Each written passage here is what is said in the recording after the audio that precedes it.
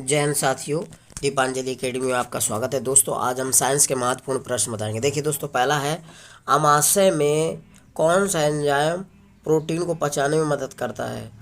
तो दोस्तों, अमाशय में कौन सा एंजाइम पाया जाता है जो प्रोटीन को पचाने में मदद करता है। तो अमाशय में पेप्सिन एंजाइम प्रोटीन को पचाने में मदद करता है। ध्यान रखना, क्यों रहा, अमाशय में पेप्सिन एंजाइम पाया जाता है जो प्रोटीन को पचाने में सहायता करता है। ठीक है दोस्तों, तो प्रोटीन को पचाने में कौन सहायता करता है, पेप्सिन एंजाइम। ध्यान रखना। अगला है दूध में पाया जाने वाला मुख्य प्रोटीन कौन सा होता है। तो दूध में केसिन प्रोटीन पाई जाती है। ध्यान रखना, दूध में कौन सी प्रोटीन पाई जाती है, केसिन प्रोटीन पाई जाती है। दूध में केसिन प्रोटीन पाई जाती है। ठीक है दोस्तों।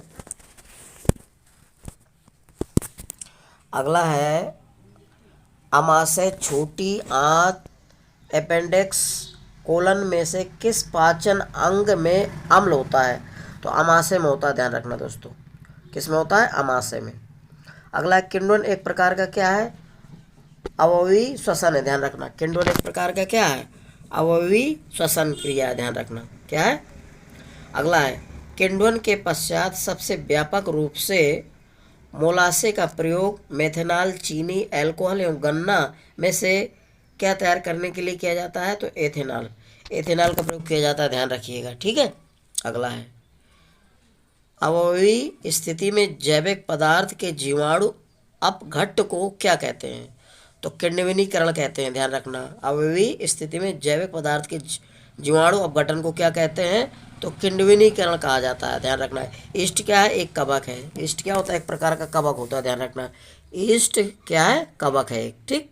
अगला है दांत के एनेमल का कर्बूकरण किस कारण से होता है। तो पानी में उच्च मात्रा में फ्लोराइड के कारण हो जाता है। दांत में जो सबसे कठोर पदार्थ पाया जाता है वो एनेमल होता है। तो जो पानी में जब फ्लोराइड की मात्रा बढ़ जाती है तो जिसके कारण दांतों का क्षरण शुरू हो जाता है। ठीक है, फ्लोराइड के कारण। ठीक है दोस्तों।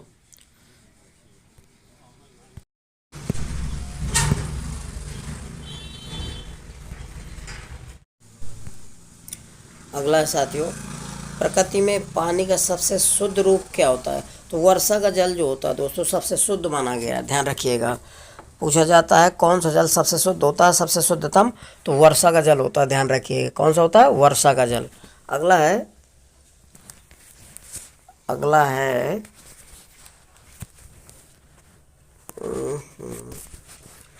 ऐसा क्यों घूम रहा है यार, इसको बंद करना पड़ेगा साले को।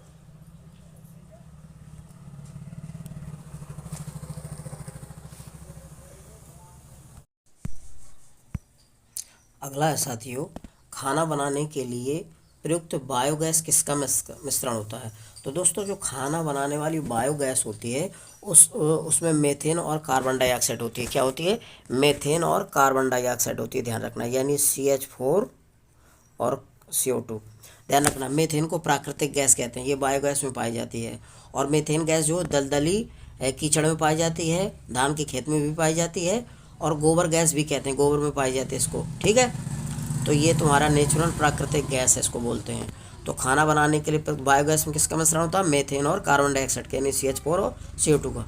अगला है भूमंडलीय ताप वृद्धि में तूफानों, हरिकेन का बार बार होना, कृषि के लिए उर्वरक डेल्टा क्षेत्रों का क्षय होना, वनस्पति में प्रकाश संश्लेषण की दर में कमी होना, ध्रुवीय हिम क्षेत्रों का सिकुड़ना में से किसका कम प्रभाव होने की संभावना रहती है दोस्तों।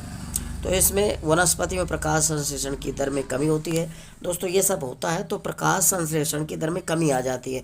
जो वनस्पति पेड़ पौधे होते हैं उनमें प्रकाश संश्लेषण की क्रिया कम हो जाती है, जिससे पौधों को हानि होने लगती है। अगला है ओजोन जीवमंडल से बचाती है। तो ओजोन जो होती है, ओजोन परत होती है, वो हमें किससे बचाती है, पराबैंगनी किरणों से बचाती है। ध्यान रखना, तो जो अल्ट्रावायलेट किरणें पाई जाती हैं ओजोन परत में, तो सॉरी उसमें सूर्य के प्रकाश में, तो ओजोन जीवमंडल किससे बचाती है, तो पराबैंगनी किरणों से बचाती है। ओजोन परत का मेन काम होता है पराबैंगनी किरणों को रोकना, ठीक है, अवशोषित करना। तो जो ओजोन जीवमंडल है वो किससे, पराबैंगनी किरणों से हमको बचाती है। ठीक है दोस्तों। अगला है ओजोन की परत में रिक्तीकरण किसके कारण होता है? तो क्लोरोफ्लोरोकार्बन के कारण होता है। CFCF तो ये तुम्हारा इसको बोलते हैं क्लोरोफ्लोरोकार्बन। तो ये ओजोन परत का क्षरण जो होता है, मेन जिम्मेदार कौन सी परत होती है? क्लोरोफ्लोरोकार्बन, CFCS, ध्यान रखना CFCS, इसको क्लोरोफ्लोरोकार्बन हो जाए। तो ओजोन परत में जो छेद हो गया छिद्र, तो उसका मेन कारण है क्लोरोफ्लोरोकार्बन। ठीक है, तो ओजोन परत की परत में रिक्त किसके कारण होता है? तो क्लोरो, यानी कि रिक्तीकरण का मतलब होता है छेद हो गया। तो इसका मेन जिम्मेदार कौन है? क्लोरोफ्लोरोकार्बन, ध्यान रखिएगा। अगला है क्लोरोफ्लोरोकार्बन मीथेन, कार्बन डाइऑक्साइड तथा नाइट्रस ऑक्साइड में से किसे ग्रीन हाउस गैस में सर्वाधिक ऊष्मा रोध क्षमता होती है? तो क्लोरोफ्लोरो का ध्यान रखना, क्लोरोफ्लोरोकार्बन में सबसे अधिक ऊष्मा रोधी क्षमता होती है, ध्यान रखना। और अगर ये पूछा जाता है कि सबसे अक्रिय गैस कौन सी है, तो CO2 होती है, कार्बन डाइऑक्साइड सबसे ज़्यादा। और वैश्विक ऊष्मा तापन के लिए कौन जिम्मेदार है? तो कार्बन डाइऑक्साइड, ध्यान रखिएगा। ठीक है, अगला है साथियों नियासिन, जो विटामिन बी कम्प्लेक्स का एक ग्रुप का एक विटामिन है, की कमी से कौन सा रोग होता है? तो दोस्तों नियासिन जो विटामिन बी कम्प्लेक्स का एक ग्रुप है, एक विटामिन है, इसकी कमी से कौन सा रोग होता है? तो पेलाग्रा होता है, ध्यान रखना। कौन सा रोग होता है? विटामिन बी कम्प्लेक्स की कमी से पेलाग्रा। ठीक है दोस्तों, अगला है विटामिन के की विशिष्ट भूमिका किसके संश्लेषण में होती है? तो प्रोथ्रोम्बिन के में होती है, ध्यान रखना। विटामिन के की कमी से रक्त का थक्का नहीं बनता, तो जब विटामिन के की कमी हो जाती है शरीर में, तो ब्लड का थक्का नहीं बनता। तो विटामिन के जो है ब्लड का थक्का यानी कि रुधिर का जमना के लिए उत्तरदायी होते हैं। तो विटामिन के की विशिष्ट भूमिका किसके संश्लेषण में होती है? प्रोथ्रोम्बिन। ठीक है, प्रोथ्रोम्बिन, ध्यान रखना। अगला है पेलाग्रा और स्कर्वी क्रमशः कौन से विटामिन की कमी के कारण होते हैं? तो ध्यान रखना, पेलाग्रा जो रोग होता है विटामिन B3, और स्कर्वी रोग होता है विटामिन C की कमी से, ध्यान रखना। ठीक है दोस्तों, तो पेलाग्रा और स्कर्वी रोग किन विटामिन की कमी से होते हैं? तो पेलाग्रा जो होता है विटामिन B3 की कमी से, और स्कर्वी रोग होता है विटामिन C की कमी से, ध्यान रखिएगा दोस्तों। विटामिन C दोस्तों सबसे ज़्यादा आंवले में पाया जाता है। ठीक है, और विटामिन C जितने खट्टे रसीले फल होते हैं सब में पाया जाता है सबसे ज़्यादा, जैसे नींबू है, संतरा है, आम है। ठीक है दोस्तों, और आपका ये टमाटर हो गया, लेकिन आंवले में सबसे ज़्यादा विटामिन पाई जाती है। ठीक है, अगला है vitamin A, vitamin B, vitamin C तथा विटामिन डी में से किस विटामिन में नाइट्रोजन होती है?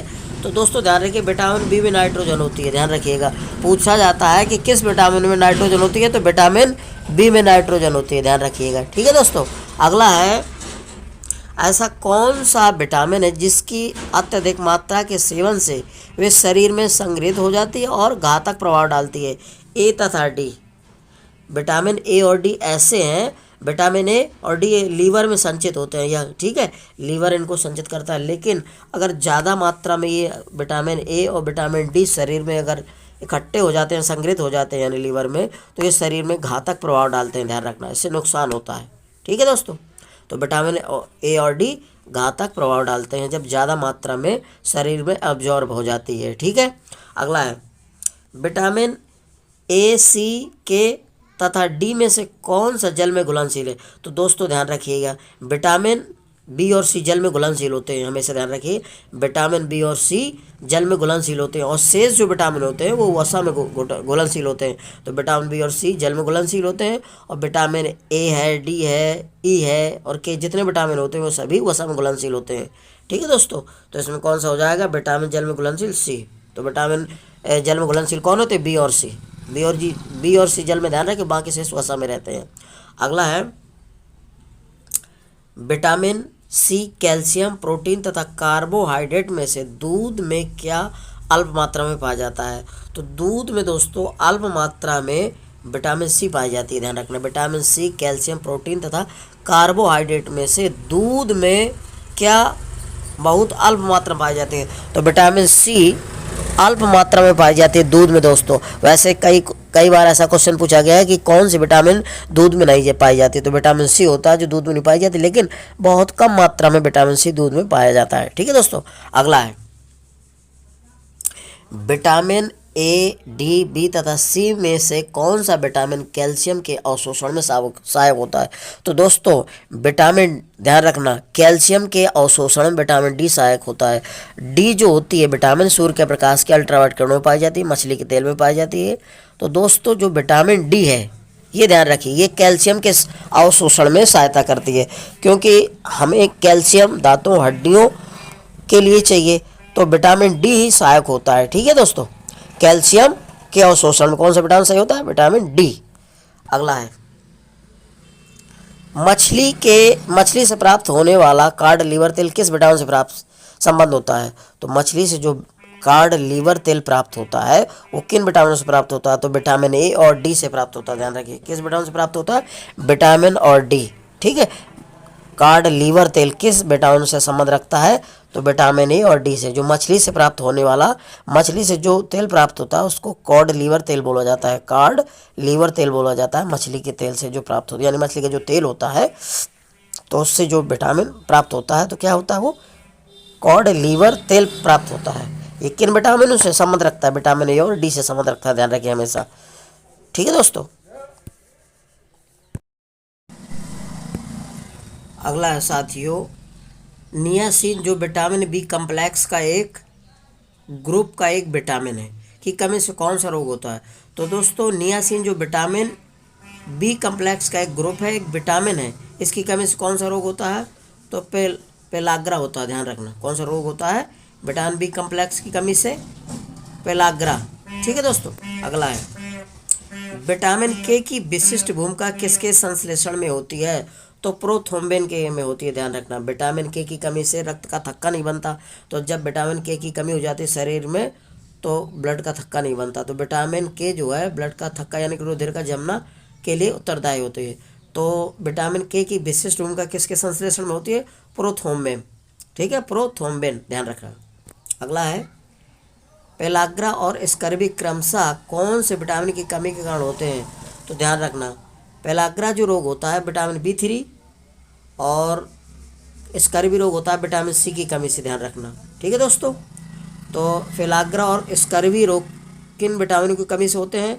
तो पेलाग्रा जो होता है विटामिन बी3 की कमी से और स्कर्वी रोग होता है विटामिन सी की कमी से। ध्यान रखिएगा दोस्तों, विटामिन सी दोस्तों सबसे ज़्यादा आंवले में पाया जाता है। ठीक है, और विटामिन सी जितने खट्टे रसीले फल होते हैं सब में पाया जाता है सबसे ज़्यादा, जैसे नींबू है, संतरा है, आम है। ठीक है दोस्तों, और आपका ये टमाटर हो गया, लेकिन आंवले में सबसे ज़्यादा विटामिन पाई जाती है। ठीक है, अगला है, vitamin A, vitamin B, vitamin C तथा विटामिन डी में से किस विटामिन में नाइट्रोजन होती है? तो दोस्तों ध्यान रखिए, विटामिन बी में नाइट्रोजन होती है। ध्यान रखिएगा, पूछा जाता है कि किस विटामिन में नाइट्रोजन होती है, तो विटामिन बी में नाइट्रोजन होती है। ध्यान रखिएगा, ठीक है दोस्तों। अगला है, ऐसा कौन सा विटामिन है जिसकी अत्यधिक मात्रा के सेवन से वे शरीर में संग्रहित हो जाती है और घातक प्रभाव डालती है? ए तथा डी। विटामिन ए और डी ऐसे हैं, विटामिन ए और डी लीवर में संचित होते हैं, यह ठीक है, लीवर इनको संचित करता है। लेकिन अगर ज़्यादा मात्रा में ये विटामिन ए और विटामिन डी शरीर में अगर इकट्ठे हो जाते हैं, संग्रहित हो जाते हैं यानी लीवर में, तो ये शरीर में घातक प्रभाव डालते हैं। ध्यान रखना, इससे नुकसान होता है। ठीक है दोस्तों, तो विटामिन ए और डी घातक प्रभाव डालते हैं जब ज़्यादा मात्रा में शरीर में अब्जॉर्ब हो जाती है। ठीक है, अगला है, विटामिन ए, सी, के तथा डी में से कौन सा जल में घुलनशील है? तो दोस्तों ध्यान रखिएगा, विटामिन बी और सी जल में घुलनशील होते हैं, हमेशा ध्यान रखिए, विटामिन बी और सी जल में घुलनशील होते हैं, और शेष जो विटामिन होते हैं वो वसा में घुलनशील होते हैं। तो विटामिन बी और सी जल में घुलनशील होते हैं, और विटामिन ए है, डी है, ई है और के जितने विटामिन होते हैं वो सभी वसा में घुलनशील होते हैं। ठीक है दोस्तों, तो इसमें कौन सा हो जाएगा? विटामिन जल में घुलनशील सी। तो विटामिन जल में घुलनशील कौन होते हैं? बी और सी। बी और सी जल में, ध्यान रखें, बाकी शेष वसा में रहते हैं। अगला है, विटामिन सी कैल्शियम, प्रोटीन तथा कार्बोहाइड्रेट में से दूध में क्या अल्प मात्रा में पाया जाता है? तो दूध में दोस्तों अल्प मात्रा में विटामिन सी पाई जाती है। ध्यान रखना, विटामिन सी, कैल्शियम, प्रोटीन तथा कार्बोहाइड्रेट में से दूध में क्या बहुत अल्प मात्रा में पाई जाती है? तो विटामिन सी अल्प मात्रा में पाई जाती है दूध में दोस्तों। वैसे कई कई बार ऐसा क्वेश्चन पूछा गया है कि कौन सी विटामिन दूध में नहीं पाई जाती, तो विटामिन सी होता है जो दूध में नहीं पाई जाती, लेकिन बहुत कम मात्रा में विटामिन सी दूध में पाया जाता है। ठीक है दोस्तों, अगला है विटामिन ए, डी, बी तथा सी में से कौन सा विटामिन कैल्शियम के अवशोषण में सहायक होता है। तो दोस्तों विटामिन, ध्यान रखना, कैल्शियम के अवशोषण में विटामिन डी सहायक होता है। डी जो होती है विटामिन सूर्य के प्रकाश के अल्ट्रावायलेट किरणों में पाई जाती है, मछली के तेल में पाई जाती है। तो दोस्तों जो विटामिन डी है, ये ध्यान रखिए, ये कैल्शियम के अवशोषण में सहायता करती है, क्योंकि हमें कैल्शियम दांतों हड्डियों के लिए चाहिए, तो विटामिन डी सहायक होता है। ठीक है दोस्तों, कैल्शियम के अवशोषण में कौन सा विटामिन सही होता है, विटामिन डी। अगला है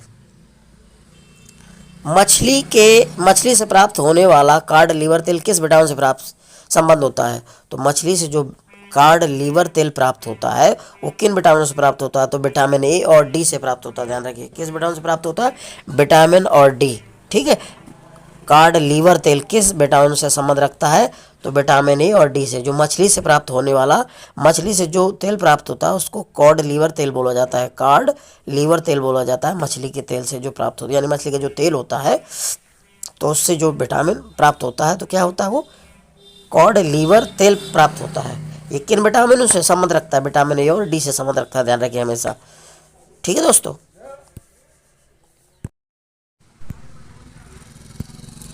अगला है साथियों, पूछा जाता है प्रकृति में पानी का सबसे शुद्धतम रूप क्या होता है, यानी कि शुद्धतम रूप क्या होता है।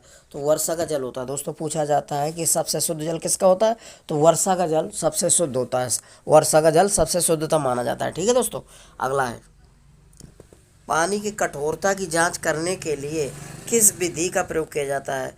तो साबुन से झाग बनाना। ध्यान रखना, पानी की कठोरता की जांच करने के लिए किस विधि का प्रयोग किया जाता है, तो साबुन से झाग बनना। अगर साबुन से झाग बनता है तो पानी की कठोरता का पता चलता है। अगला है किस कारण से तरल पदार्थों के क्वथनांक में भिन्नता होती है। तो दाब में भिन्नता होती है। दोस्तों ध्यान रखना, किस कारण से तरल पदार्थों के क्वथनांक में भिन्नता होती है, तो दाब में भिन्नता के कारण होता है। अगला है यूडियोमीटर किसका मापन करता है, तो गैस का आयतन का मापन करता है। यूडियोमीटर का उपयोग किया जाता है किसमें, गैस का आयतन मापने में, ध्यान रखिएगा। अगला है शुद्ध जल H2SO4, सोडियम कार्बोनेट तथा HCl में से किसका pH मान 7 होता है। तो शुद्ध जल का मान ध्यान रखना दोस्तों, 7 होता है। शुद्ध जल का pH मान 7 होता है, और शुद्ध जल का pH मान कितना होता है, 7। उदासीन जल का मान भी 7 होता है। उदासीन जल को ही क्या बोलते हैं, शुद्ध जल बोला जाता है। ठीक है दोस्तों, तो उदासीन और शुद्ध जल का मान pH होता है, ध्यान रखिए हमेशा। अगला है वायुमंडल में से कार्बन के कण निकलने के लिए कौन से सिद्धांत का प्रयोग किया जाता है। तो वायु में से कार्बन के कण जो निकलते हैं उसे कौन से सिद्धांत का, वैद्युत कण संचलन का प्रयोग किया जाता है। ध्यान रखना, वायु में से कार्बन के कण निकलते हैं तो किस सिद्धांत पर, ये वैद्युत कण संचलन के द्वारा निकलते हैं। ध्यान रखना, वैद्युत कण संचलन के द्वारा। अगला है बर्तनों तथा कपड़ों पर बादामी धब्बे पानी की अत्यधिकता के संकेतक हैं, किसके कारण, तो मैग्नीज के दाग धब्बे लग जाते हैं। ध्यान रखना, बर्तनों और कपड़ों पर बादामी धब्बे किसके होते हैं, मैग्नीज की अत्यधिक मात्रा के संकेतक होते हैं। जब मैग्नीज की मात्रा कपड़ों और बर्तनों में हो जाती है ज़्यादा अधिकता, तो बादामी धब्बे दिखाई देते हैं अलग से। ठीक है दोस्तों, मैग्नीज के कारण, यानी कि Mn के कारण। मैग्नीज का प्रतीक क्या होता है, Mn, ध्यान रखिएगा। मैग्नीज के कारण कपड़ों और बर्तनों में अत्यधिक क्या दिखाते हैं, बादामी धब्बे। ठीक है, पानी। अगला है प्रत्येक गर्म वस्तु से का उत्सर्जन होता है किसका, तो प्रत्येक गर्म वस्तु से अवरक्त किरणें निकलती हैं। ध्यान रखना, प्रत्येक गर्म वस्तु से अवरक्त किरणें उत्सर्जन होता है, अवरक्त किरणों का उत्सर्जन होता है गर्म वस्तु से, ध्यान रखिएगा। अगला है एल्कोहल पानी में अधिक वाष्पशील होता है क्योंकि उसका क्वथनांक कम होता है पानी से। ध्यान रखना, एल्कोहल पानी से अत्यधिक वाष्पशील होता है, क्यों, क्योंकि पानी से इसका क्वथनांक कम होता है। ध्यान रखना, तो एथिल एल्कोहल यानी कि C2H5OH इसका फार्मूला होता है, तो ये इसका क्वथनांक पानी से कम होता है। ठीक है, इसलिए ये अधिक वाष्पशील होता है। ठीक है दोस्तों, जैन साथियों मेरे वीडियो को सब्सक्राइब और लाइक करिए यदि मेरा वीडियो अच्छा लग रहा है। ठीक है दोस्तों, जैन।